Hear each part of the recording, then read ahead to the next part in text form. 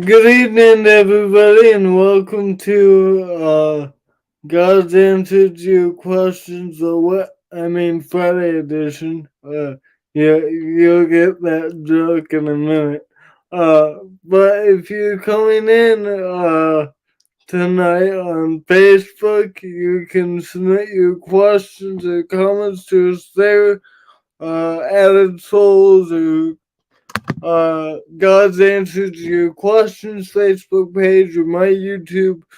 Really interesting discussion tonight. We have a special guest, but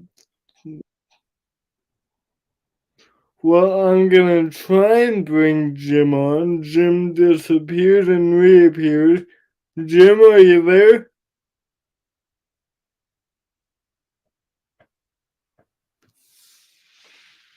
I can't hear Jim. Simon Harris is also with us. Can you hear Jim? I cannot. I can see Jim. Maybe get off and get back on. Oh, he can't hear us. How do we signal him? But how are you doing today, Hey, I'm Simon? doing good. Wednesday, you called me like a mystery guest or something, so I feel Yeah, mysterious tonight. yeah. So Simon Harris is our mystery guest. We'll see if Jim Rice will be with us again. See, the funny thing about technology is a couple minutes ago we were all talking. It was fine. I don't know. Alright, well, I guess we can pray and see if Jim can come on after that. He's still not back yet. Let's pray and then I'll let you have the reins. All right, cool. Father in heaven, we love you. We thank you for this day. We thank you for this evening that we can study and we can hear about how the gospel spreads in different areas. Thank you for Simon and his work. Please help us in our efforts to preach and teach the gospel that it would be glorifying to you. In Jesus' name, amen. Amen. So I'm gonna try this one more time. Jim Rice, how are you doing tonight? Oh, I can hear you now. Yay! How are you, Jim? I am doing fantastic. Fantastic. Alright. Well, Simon, I will let you take it away. Let's see what would be. All right, cool. So I'm going to show you some slides tonight from a recent trip that my wife and I took to India for the purpose of teaching Bible classes. She taught Bible classes to ladies, and I taught Bible classes to men. They were basically, I was teaching to the preachers, and she was teaching preachers' wives. The term, let me just say right now, the term preacher in India is a little bit different than our term for preacher. When we think about a preacher, we think about somebody who is supported full time to preach the gospel. Most preachers in India are not supported full time. There are some, but the overwhelming majority of them work 6 days a week and either out in the fields or in a little shop that they have. And then on Sunday, they will preach. And in many cases, they'll preach for multiple churches. And so that's pretty typical. Teresa and I both had about 35 men and women in our classes every day. And we taught different things. I taught Hebrews twice to two different groups, and she taught lessons to the ladies about love and faith and hope. She did not go over there and teach ladies typical, what you would think of as a typical ladies study. you know, about women's roles and things like that. And I'll just tell you why. My wife thinks that women get too much women's roles and what it means to be a mommy, and not enough of what it means to be a disciple of Jesus Christ. And so she teaches women about being disciples of Jesus. And so that's what she did while we were there. This was her second trip and my seventh trip to India. Wow. Wow. So I'll show you where India is on a map. So there's the big map, and you can recognize the USA, you can recognize Africa. And so India is right there in the green. 1.41 billion people as of today. They are 40 million people away from overtaking China as the most populous country on the planet. Wow. And I want you to just, as we look at this big map, I just want you to look at the neighboring size of China compared to the size of India. You see that? One of the things people have a hard time appreciating is just how crowded India is. If you want to transfer India's land mass to the US, what you would do is the states that border the Mississippi River, and then all of the states to the east of the Mississippi River. That's basically the size of India. Now, to get a feel for the population, imagine if everybody in the United States lived on that side, on the east side of that red border. Now, add everybody from Canada, Central America, South America, and Europe. And that's what it's like. They have 4 times the population of the US and basically 1/3 the land mass. I used to tell people it used to be 3 times the population, but they've grown so much. I used to tell people, just imagine if your town had 10 times as many people. Now I have to tell people, imagine if your town had 12 times as many people. So CJ, how big is the town you live in? A couple hundred, maybe 200. It's a small town. That's a small town. So again, imagine, 200. and here's something else. In India, like we're used to people being spread out, right? In India, because the land, the agriculture, you know, the land available to farm is small. They don't spread out. So what you'll have like 10,000 people. Like if there was, like, say if there was, your county was 10,000 people, all of those people would live in one little town, and then they would go out in the fields and work. And so that makes it even feel that much more crowded. Wow. Yeah. So again, this is what India looks like. Let me see if this is going to work. Oh yeah. So see where my pointer is?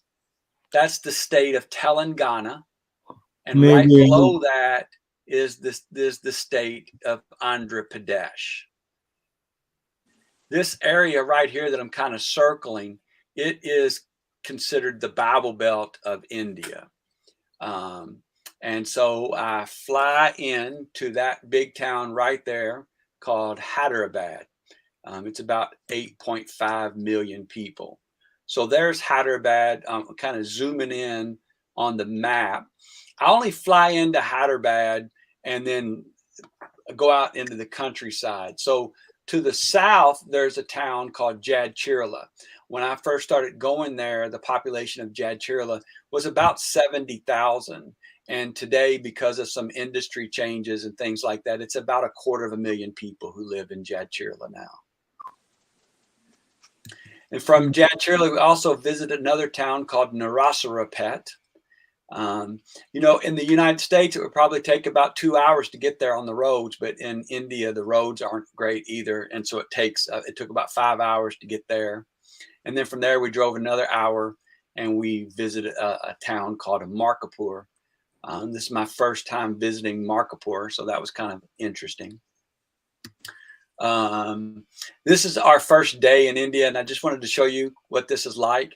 Look, obviously I'm a white person, and I'm about 6 inches taller than even a decent sized Indian. And so people see us. These are complete strangers. These are a bunch of kids. We're at a tourist thing, our first day there, just to get our feet under us. And this is a group of school kids, and they want to take a selfie with us. And that's really typical. People who don't even know you, you feel like a rock star in some ways. And I hate it. But I try to be nice, knowing that all of these kids could have a potential to want to study the Bible with somebody. And so I want to give a good impression. This is right outside the house where the main preacher that I work with, his name is Dina Dial. That's one word. You know, in Matthew 11, when Jesus says, I am meek and lowly, in their language, he says, I am Dina Dial. And so I have a picture of Dina Dial in a moment, but his name means meek and lowly. This is inside Dina Dial's house. This right here, where I got my pointer on, that's actually the church building. It's on the same property as his house. And this bottom floor is where Dina Dial lives. And on my past trips, that was the only thing at Dina Dial's house. All of this has been added since my last trip. And so basically he sold what, you know, in New York City, we talk about air rights, and that's what this is, which is kind of nice because Teresa and I got to stay in an apartment right there. And so we were right on the site, which was pretty nice. This is just a view from our balcony. I wanted to show you this. Take a look at those verses. Any guess what verse, what passage of scripture this is? Mark 16:16. That's it. That's exactly right. So all around his compound, he's written different Bible verses.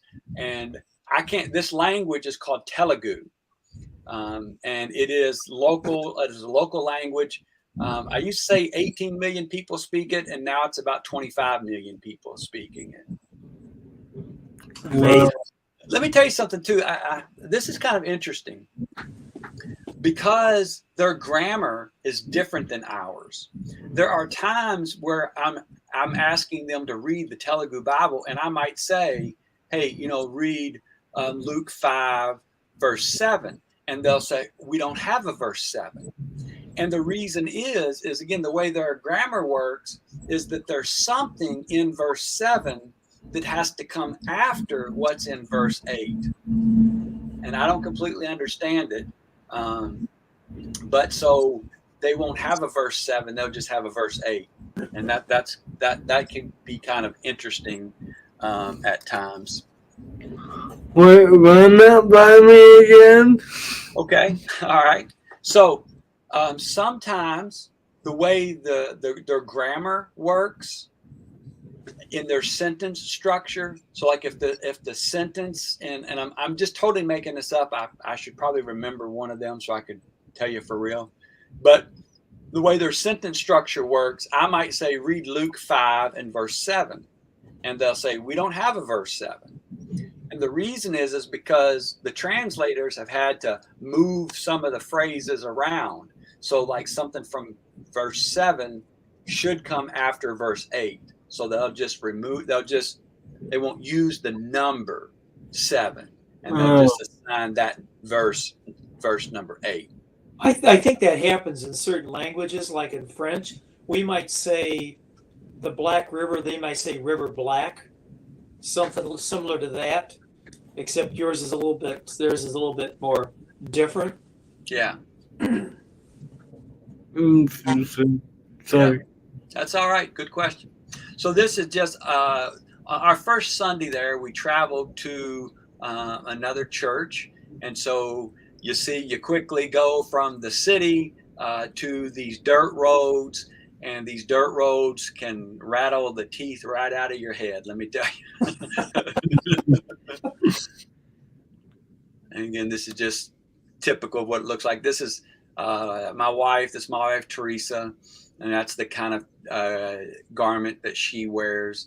when we're there. Whenever you go, it's interesting to me, man. They'll say church is going to start at 9 o'clock. You show up at 9:05 because everybody in India is late, and before you can go preach, they got to give you tea.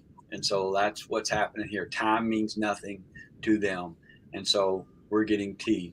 So in this photograph, the man to the far left, that's Dina Dayal. He's a preacher that I've been working with ever since my first trip in 2007. He is just a very knowledgeable man in the scriptures, and just an outstanding translator. If I raise my voice, he'll raise his voice. If I whisper, he'll whisper. If I do this with my hand, he does that with his hand. And if I accidentally say Luke 10 when I meant Luke 11, he just translates Luke 11 and looks at me and says, "You meant Luke 11."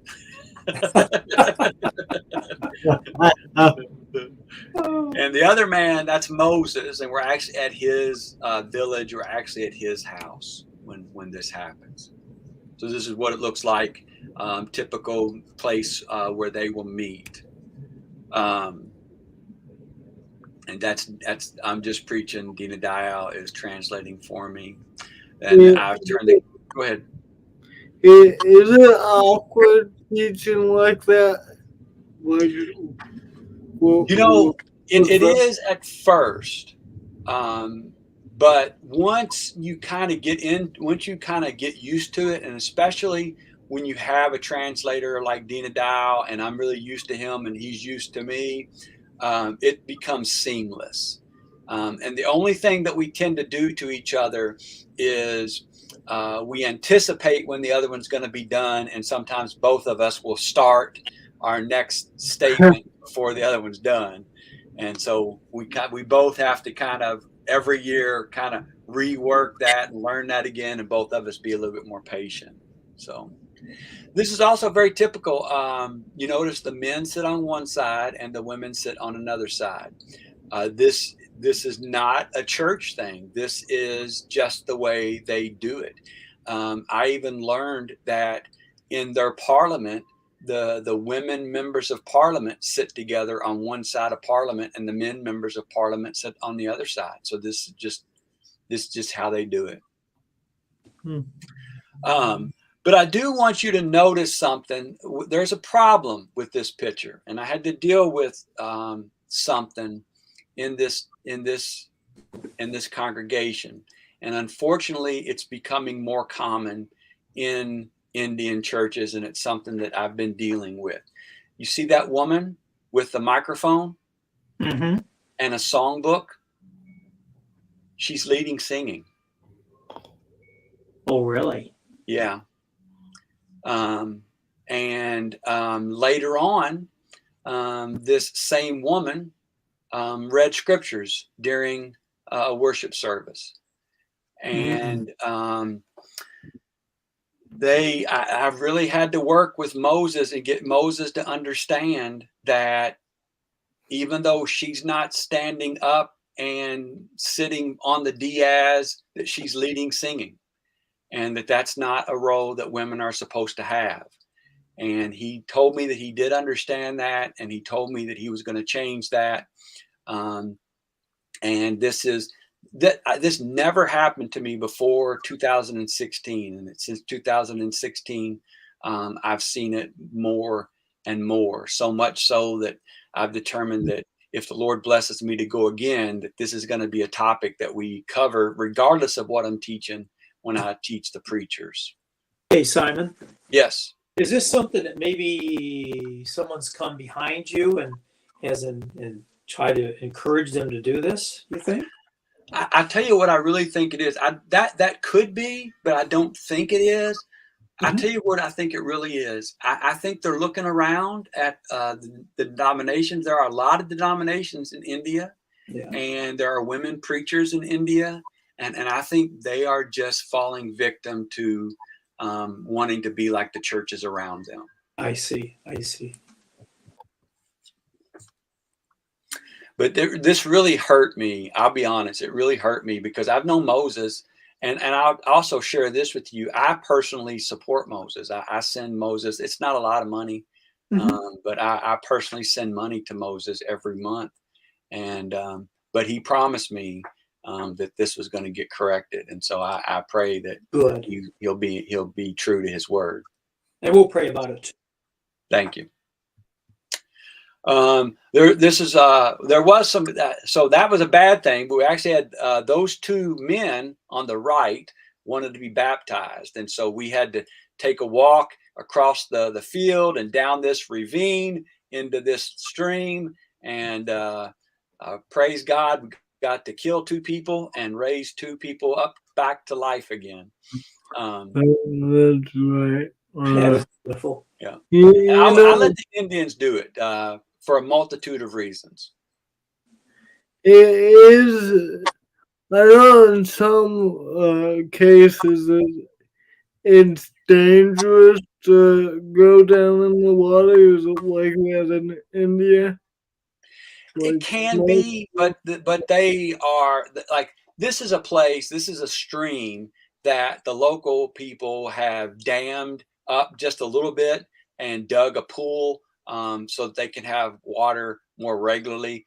And so here, now my biggest danger in this water would be maybe like a parasite or something like that. I will tell you, there was one year, I only baptized people in India one time.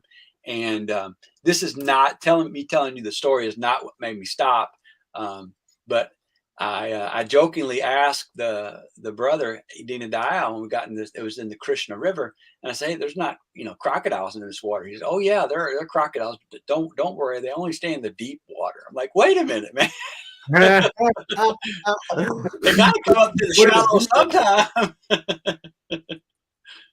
Yeah, but my main reason for not baptizing people in India is because, again, being a white American, I don't want any of these brethren to think that their baptism is any better than the baptism of one of the Indian brothers. And so that's my real main reason for doing that. And also, you just naturally have a little connection to the person that baptized you. And I'd much rather it be one of these guys than me that the baptized person has that connection to. Yeah, there's no biblical qualifications, stipulations on the baptizer, just the recipient. I tell people all the time, no, you don't have to be baptized by somebody within the Church of Christ. If two people, husband and wife, study together and find out the truth, that they can baptize each other. There's no stipulations on the baptizer. Am I right, or am I missing something? Well, I mean, we have a hard time knowing what the person is really like who's baptizing us. That person who baptized you, you might get baptized by a preacher, and lo and behold, he might be a rascal. So I think it is a whole lot more about your faith in the baptized person's faith than the faith of the person doing the baptizing. I will tell you this, just kind of a personal thing. Since in the New Testament we only see men baptizing, I kind of prefer to see a man baptized. Now, in that situation where you're husband and wife, okay, maybe. But since in the New Testament what we see is men doing the baptizing, I kind of just prefer that, and that's all I can say about that. I do too. So this is the first day of our classes in that city that I showed you, Jadchirla. And so this is our opening ceremonies, if you will. We're just getting together. We're singing. We're passing out pens and notebooks. You can see the little stack of notebooks there. And so then the women got up and moved, and I began teaching the men, and the women went into the prayer hall. You can see the prayer hall here in the background. That's where the women are at. As I said, I taught these guys I taught him the book of Hebrews. The young man there who is translating with me, his name is Samuel, and he is Dina Dial's oldest son. Very interestingly, I told you they speak Telugu. Well, Sam, I call him Sammy, because I've known him forever, known him since he was a kid. Sammy actually went to English-speaking school. And so English is really his first language, and Telugu is his second language. He's, again, really good translator. I enjoy working with him as well. So these are just the men I'm teaching. Is it like every sentence you stop for the translation, or can you say like a couple sentences? With Sam and Dina Dial, I can say a couple of sentences. Yeah. Now Teresa, this is Teresa, and in the prayer hall, and that's Dina Dial's wife, Victoria. She is also an English speaker, of course. She translated twice in her life, for Teresa in 2012 and 2023. So she's not nearly as gifted as Sam and Dina Dial. And so they struggled a bit more, but they were able to work things out. And Teresa felt like she probably was able to get across about 60% of what she wanted to. And in that situation, it was really good. So again, these are just more pictures of her teaching, and this is the women. Now, for the classes, because they were there all day long, we did provide chairs for them as well. But if this was a worship service, they actually prefer to sit on the floor. I mean, that's just what they always do, you know. Well, that would hurt me. It hurts me, man. Bringing up the next generation there, that's always sweet to see. This is lunchtime. We teach 2 classes. We break for lunch. It's really sweet. Those are the men from the classes who are serving the others, and they rotate who serves. And everybody just goes to the line and gets a plate, and then you stand around and eat just like any place else. You notice, let me go back to this picture. You might be able to notice they eat with their hands. They eat with their right hand, and they don't use utensils. And that kind of freaks some people out, but I enjoy it. It's part of the experience. So how do they eat soup? Just to the bowl, I guess? Actually, you know what, CJ? They really don't eat soup. That makes sense. Now, there are some dishes that they will use a spoon with. Like there's a pudding that they eat that's really good. As long as they don't put raisins in it.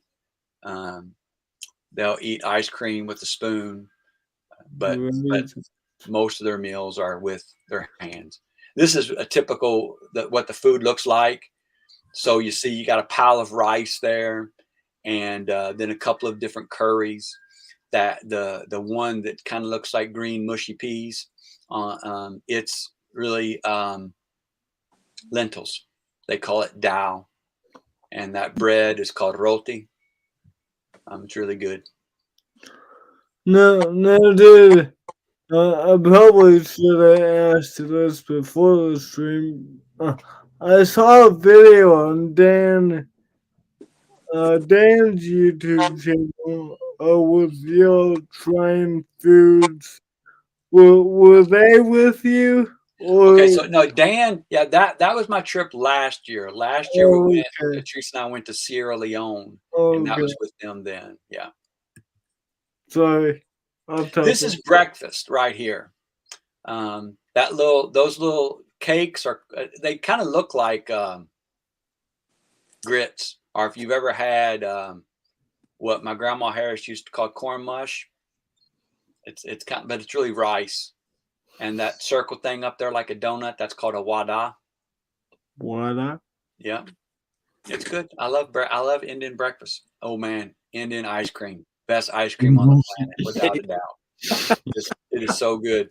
This is gonna sound weird to you all, but it's really good. It's made from water buffalo milk, and since the cow is sacred, they don't milk cows. They do milk the water buffalo. It is a disgusting looking beast, but their milk is like, man, I don't know. I would make something up. Let me just say this: it has more milk butter fat than cow's milk, and it is just so good. It's a dragon fruit. They gave us fruit at every meal, so that's a dragon fruit. And lunch is over, and we're coming back to class. This is actually after class, and had a really good discussion with them after class. There's Hebrews is a hard book. I mean, there's just no two ways about it, right? And they had a difficult time with some of the concepts. And I kind of learned this time, especially some of them. And I want to zoom in on this one fella. The fella standing up looking at his Bible, his name is Madhu. And Madhu had a really hard time with figurative language. And Madhu also had a really hard time wanting to ask questions that might seem like good questions, but weren't related to Hebrews. So like when I mentioned, the Hebrew writer talks about the tabernacle in chapter 9. And so we were talking about the purpose of the tabernacle in the context of Hebrews 9. Well, he raises his hand and he says, hey, how did God live in the tabernacle? And it's like, that's not the point, And when we got to Melchizedek, oh man, they just had the most difficult time understanding Melchizedek. Even before that, I personally do not believe Paul wrote Hebrews. And my number one reason for believing that is in chapter 2, verse 3, the Hebrew writer talks about we've received the gospel from those who heard Jesus. If you read Galatians, Paul makes it very clear he did not get his gospel from a man. So the Hebrew writer says, I got my gospel from a man. Paul says, I did not. So the Telugu Bible, the translators say the epistle of Paul to the Hebrews. And just like a lot of people today, if they buy a study Bible, they think what's written in the study Bible by men is Bible, right? And so that's the same way these guys were. And I really had to work hard at getting them to understand some of these concepts. It was really fun for me as a teacher to kind of take a step back and say, okay, how am I going to get this across to them? How can I get them to understand this? And I'll tell you, I'll tell you something, and I'll back up and I'm going to tell you another story. But so finally, I figured I came back. I talked about Melchizedek, and I just knew it wasn't getting across. And so I spent the night. I'm like, okay, how am I going to talk about Melchizedek? And so I basically rewrote a brand new lesson on Melchizedek and why he isn't, why he's not alive walking around today. And we got it, and I could just see the light bulbs going off on people's heads. And so I asked at the end, any questions? And one of the men said, no, we get it. And Madhu says, I understand. And Dina Dye looked at me and he goes, man, if Madhu gets it, everybody got it.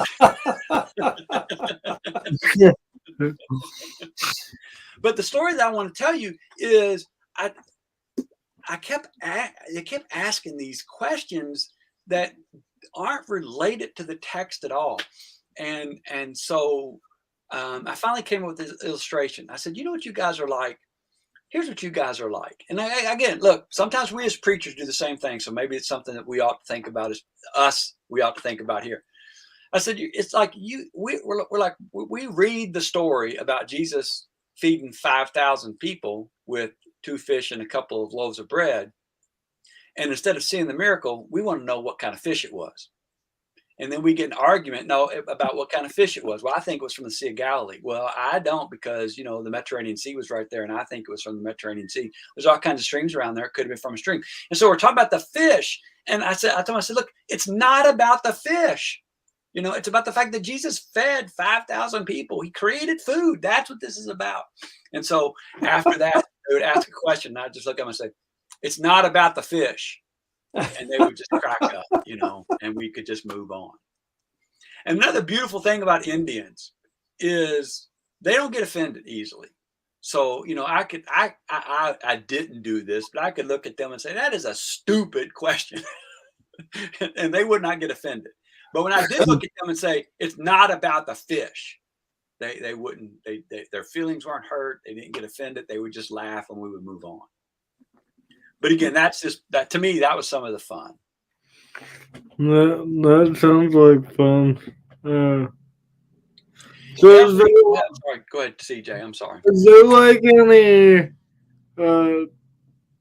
like physical items you use for teaching there? Obviously, like not like a PowerPoint, but like maybe some teaching aids. Do you have anything like that? I don't. Again, you know, I know my friend Dan Kane does, and one of the main differences in this situation is all those guys are preachers that I'm preaching to, that I'm teaching, and that's the real value for me, to me, going there. Is I'm teaching preachers. So over the course of these 2 weeks, I taught about 100 preachers. So they're going to go out to their congregations that are 40 to 100 people and reteach what I have taught. And so they're all literate. And so I just teach just like you're used to me teaching at camp and even on our Wednesday show. I absolutely see the value of what Dan is doing and applaud him for that. But my situation is just a little different. So I just have them follow along in their own Bible. Well, that's good. Probably not as challenging as trying to find a way to convey a literary story into something else, you know? Indeed. Another thing that I do, again, my main focus in going there is to teach these preachers and to conduct these classes. I conduct classes, 4 classes a day for 4 days. And then on Friday, we do a half day. So that's 14 classes that I use to teach Hebrews. But like to in the evenings go out to village churches. And so this is a village church that actually meet in somebody's house. And so I just go in, I just preach. I remember this night there was a bunch of kids there. And so I preached about Peter walking on the water. There are some really good lessons that adults can learn and some really good lessons that the kids can learn. And so it was really fun to have those kids engaged and be a part of this. And I know I was successful because this is how I left them. They were out cold, boy. It was hilarious. It was cute. This is another village church that I went to. I preached there. These are just different churches. There's my wife. We just recently had our first grandbaby. And so her grandma name is Grantee. And so she's getting some Grantee time. There in the background, you see Sam and Dina Dial. We're actually waiting for supper. Again, so what happens is we go to these villages and we preach. We get done around 9 o'clock or so, and then they feed us supper. And the suppers are always so much food. So James says good things there's no open window.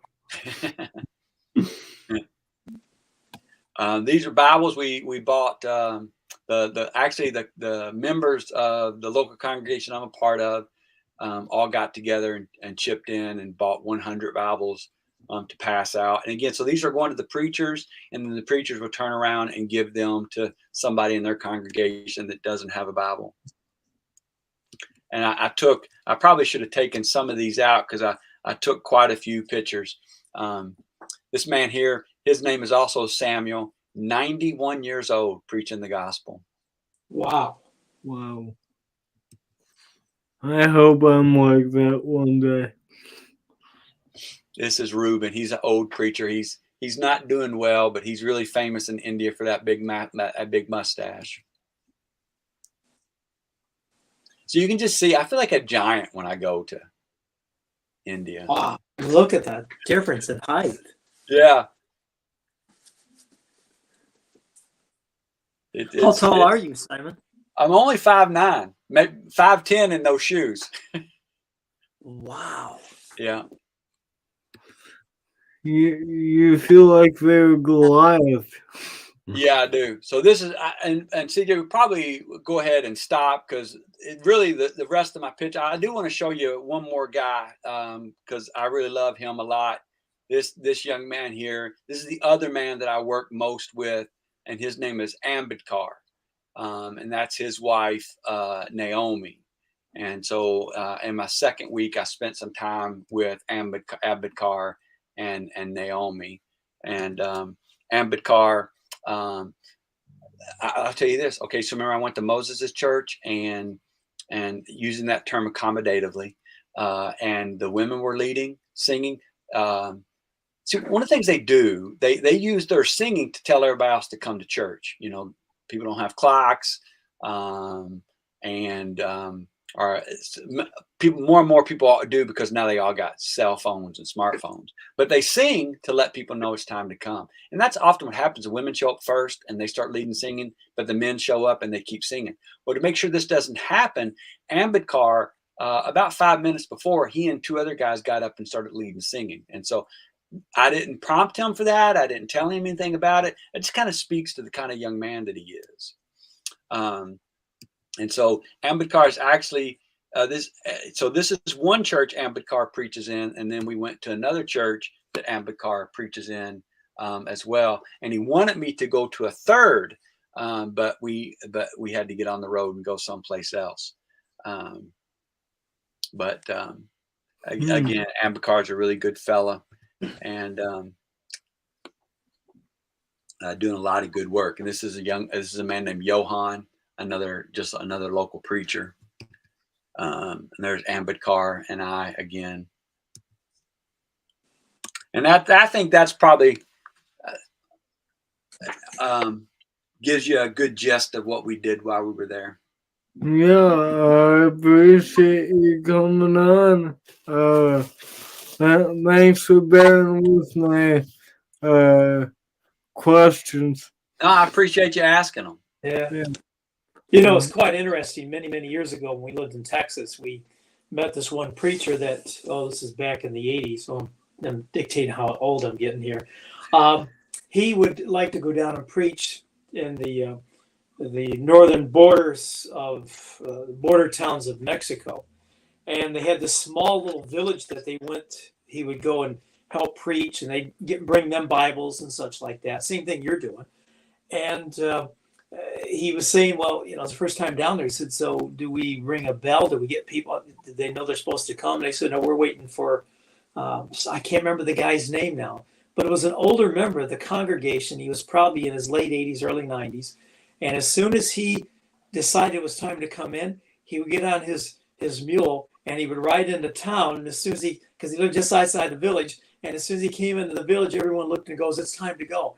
And everyone would follow him into this open hut. It was covered, but it was open on the sides, and they'd all come in.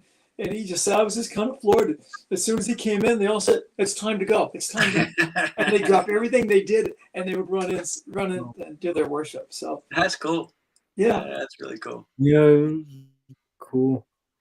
Well, Simon, I've enjoyed it. It was a privilege to have you on and get to talk to you. Maybe you can come on again, although you might be sick of me twice a week. But thank you for the good work you do in spreading the gospel abroad. Thank you for letting me share. And y'all remember these good brethren in your prayers.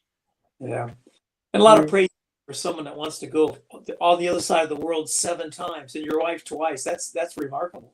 That's remarkable. So Well, we have unfortunately ran out of time, but if you have questions about this, get with us. Well, more accurately, how can people get in touch with you, Simon? I think probably one of the easiest ways is if you go to the Mohawk Valley Church of Christ website. If you just Google Mohawk Valley Church of Christ, you can find some stuff on there, some of my sermons, and a link to send me an email. All right. Thank you all. And if you have questions for this show, please feel free to submit those. And Lord willing, we'll see you all next week. God bless. Thanks, guys. Thank Have you. fun. God bless.